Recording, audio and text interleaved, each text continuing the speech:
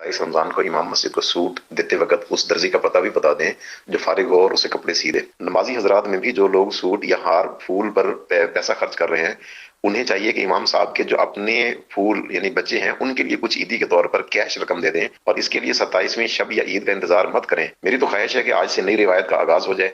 इमाम साहब को फूलों के जो 100 हार पहनाए जाते हैं, इसके बदले सिर्फ एक हार पहनाया जाए, और वो चाहे 1000 वाला हो, नोट वाला। और आपके इस अमल से दूसरों को तरगीब भी मिले और इमाम साहबान का भला हो जाएगा। मेरा भी जिंदगी का एक हिस्सा इमामत में तो गुजरा है, मुझे दावत इस्लामी भी इमामत में ही मिली है। खैर, तो मेरा जिंदगी का अंदाज अपना था, लेकिन आमतौर पे जो इमाम साहबान होते हैं वो ज़ाहिर के इतनी आमदनी सबकी होती नहीं है।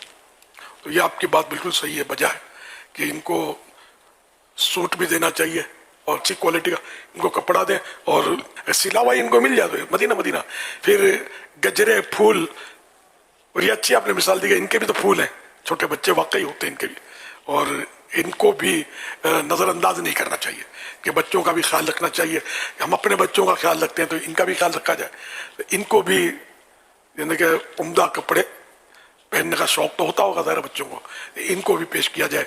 या बच्चों की अम्मी, तो आप डायरेक्ट नहीं हो जाना बच्चों की अम्मी से, अगर हमदर्दी करें आप तो अपने बच्चों की अम्मी के जरिए कोई तरकीब बना दें। अब मिठाई के डिब्बे, मुसल्ले, अब आएंगे तो मदीना शरीफ इन दिनों सीजन है तो बाज़ लोग आकर ईदियाँ करते, तो अब मुसल्ला उठा के ले आए, खूबसूरत रंगीन तस्वीर ले आए।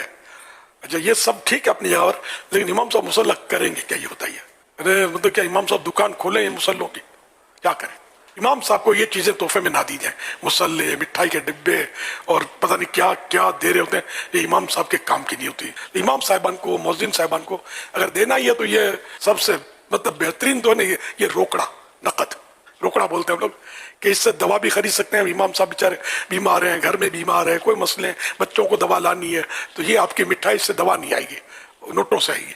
और तनख्वाह इमाम साहब की कहीं कहीं जो बड़ी मस्जिद हो, अल्लाह का मालदार हो तो अच्छी तनख्वाह होती है, भाई जनरली तनख्वाहें इतनी नहीं होती इमाम साहबान की। तो पैसे होंगे तो ये सब कुछ कर सकते हैं, अपनी मर्जी का ग़िज़ा भी ला सकते हैं। आपने जो ग़िज़ा थी हो सकता है इनको ना माफ़ी का है, तो अपनी मर्जी तो पैसे देने चाहिए। अल्लाह करे दिल में उतर जाए मेरी बात।